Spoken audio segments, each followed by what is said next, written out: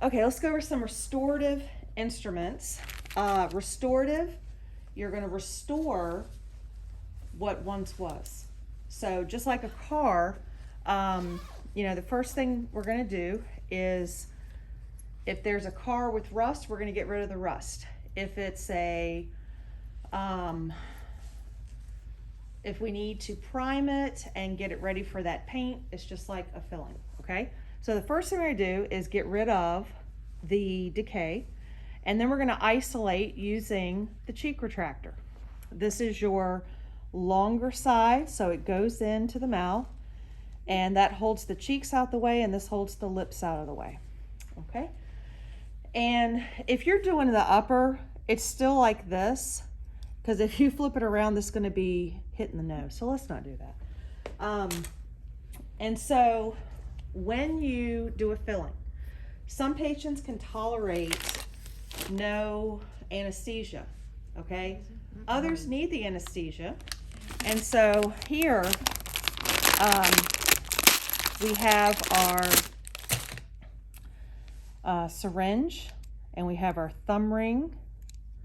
When you pull that back, you can actually see the harpoon, okay? Remember Moby Dick? You know, the harpoon, because the harpoon goes into the whale, and it has these, it's like an arrow where it won't come back out. So that little rubber plunger, you want to tap it, it goes into the plunger, so you can move it back a little bit and see if any blood's in it. That's for the doctors. But so you've got this, and the carpule goes in, the needle screws on, but there is your aspirating syringe. All right, some more restorative stuff. Here is your tissue, iris scissors, and you notice that I have them all bagged. And you notice I haven't taken them out until you're in front of me, okay? So if I do that, isn't it gonna look a lot nicer to the patient if you open the bag in front of them so they feel a little safer about everything's clean in here and on the up and up? Now, this particular pair of scissors, they're very pointed. Do not use these to cut bags open, okay? Because it'll dull the scissors, and this is for tissue trimming and such. So sometimes they're gold tip, that means nothing, okay? Maybe the doctor just prefers gold tip, okay? So those are your iris scissors. And then there's another pair of scissors, and people typically get them confused. This is your crown and bridge, or crown and collar. It is curved, but they also make straight. I like the curved. And so these are used for like gingival margin trimmers, cutting out bleaching trays. So there's lots of different uses for them, and you can read that in your textbook. But this is what they look like, and that's how they're different from the iris scissors, okay? And then here are the two scissors side by side. One's long and skinny, one's short and stubby, okay? All right, if you're going to mix cement, then you need your cement spatulas. So here are your cement spatulas, just like that, nice and flat, okay? But they're also flexible, so that when you're pushing down, you know, it's not so rigid that you can't really mix it, you know. So there's your cement spatula for mixing cement.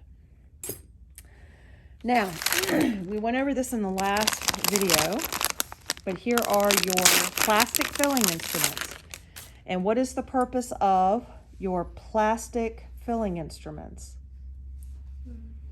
To help pack down plastic in the tooth. Yeah, to fill plastic in the tooth for restoration. Is the instrument itself made of plastic? No. No, it's metal, and it's used for plastic, okay, to shape it and to place it into wherever you need to place it. All right, now once you place the plastic and you cure it with the light, you want to check the bite. What do we use to check the bite? The Miller forceps. The Miller forceps, and what do we put in the Miller forceps? Articulating paper. See, that's how you take mental notes right there, Katie. Come on. So here's your Miller forceps. You squeeze it, and this is actually hard to do. You need a little bit of hand strength to be a dental assistant. So the closer you get to this, the easier it is to open, close, and then you're just holding it, okay? And this is to check the bite to see if the composite filling or amalgam is too high, and then you're gonna adjust it. A bite adjustment. Then for anything in the mouth, but typically these are called cotton pliers or pickups. It's used to place cotton. It's used to remove cotton. It's used to remove tooth fragments or anything in the mouth that you need to retrieve. Remember that game Operation? Okay.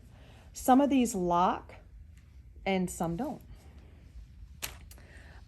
Here are, I'm going to throw you a curveball here. What do you think these instruments are?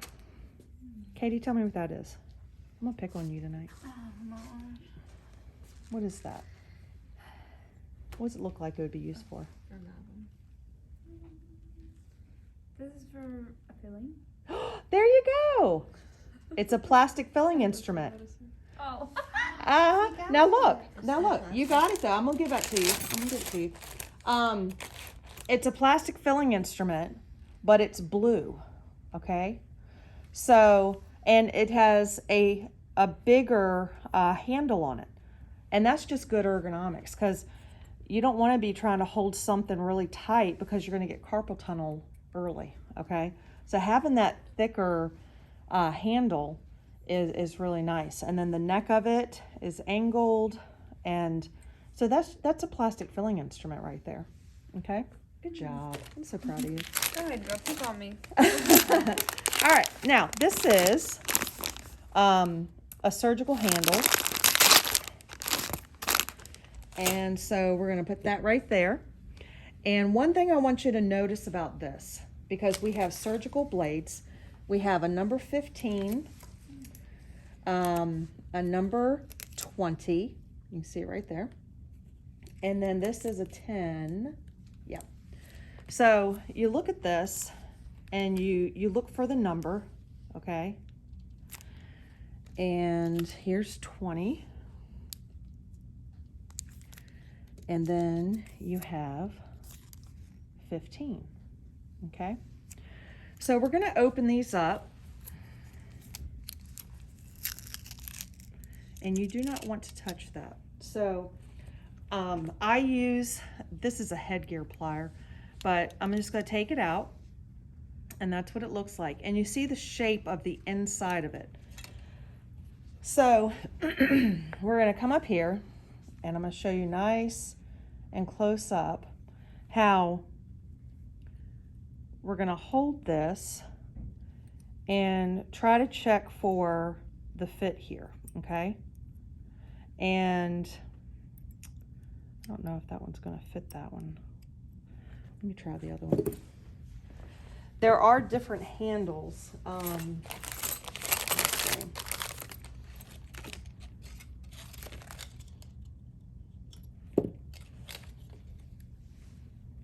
There we go. So that one goes to that. So you need to make sure whichever one matches up, you've paired them up, okay? So that fits that one. And now let's look at the number 20. This is what we use mostly in the office that I was in. And so see how much thicker that blade is? Mm-hmm. And so this one would go with this one. And does it go by like the dentist preference, or is Yeah. it the size of the patient? Like It's a dentist preference. Okay, and what they're doing, you know, are they trimming tissue? Are they doing a flap? You know, just cutting the gum for a flap. So it's whatever their preference are. But I want to show you these side by side at the different sizes and the different handles that go with it.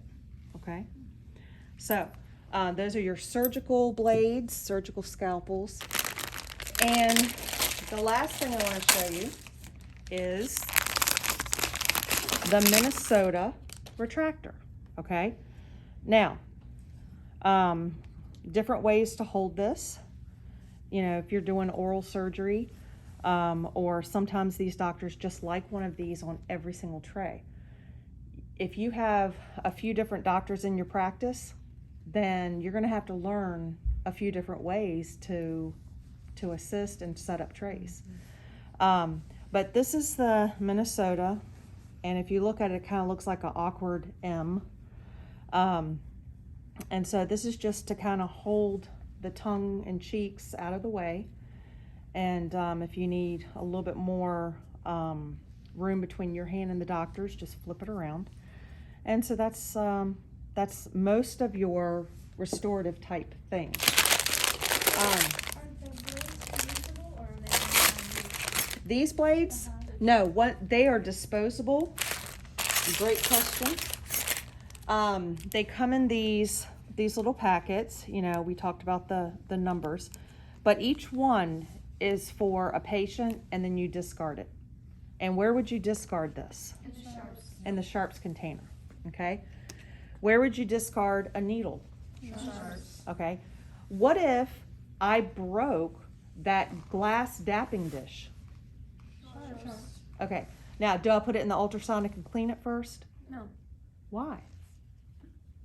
Doesn't need to be cleaned. All right. I've had people put, go to put needles in the ultrasonic, and why is that dangerous? Yeah. Somebody could be flipping it over and going through the instruments, and boom, the needle. So you always want to take your time. Asepsis is one area you cannot cut corners. Okay. All right. So let's look at some detailed things that we looked at chairside earlier. You know, what were these called again? Pickups. This is one of your burnishers, and what is that called? Can y'all see that? What burnisher is that? Looks like a tree. A tree? Acorn. Acorn. Very good. Oh. So close, Katie. So Yeah. close. All right. What is this called? Plastic. Plastic what? Filling Filling, instrument. yeah. Doing a filling. Plastic filling instrument. What is that? I showed you the video last week. It's a chisel. Oh. All right. Oh, this is one of my favorites.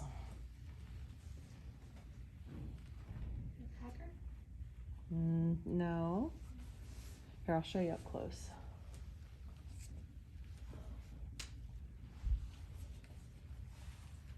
Cleoid discoid. Okay. So you can actually, you can pack it a little bit with the one side, or you can scrape any excess off and shape it up a little bit, either with the more arrow shaped side or the fantail shaped side. Okay. That's a part of the amalgam setup, right? Yeah, it is. And then you have this cool thing. What is that called? Scooper. All right. Spoon excavator. Okay. And what does an excavator do? Digs. It into the digs. ground. Yeah, it digs it. This particular spoon excavator is spooning out decay. And I like this. And they come in different shapes. You know, like they're a little bit more rounded, or this one's more oblong. And then last but not least, this is another burnisher. What's the shape? What? What's the shape? It's a circle. The ball. The ball burnisher. It's a circle. What? So ball burnisher, and it's a double-ended. So usually one end's smaller and the other end is larger. Okay. Any questions? No. All right.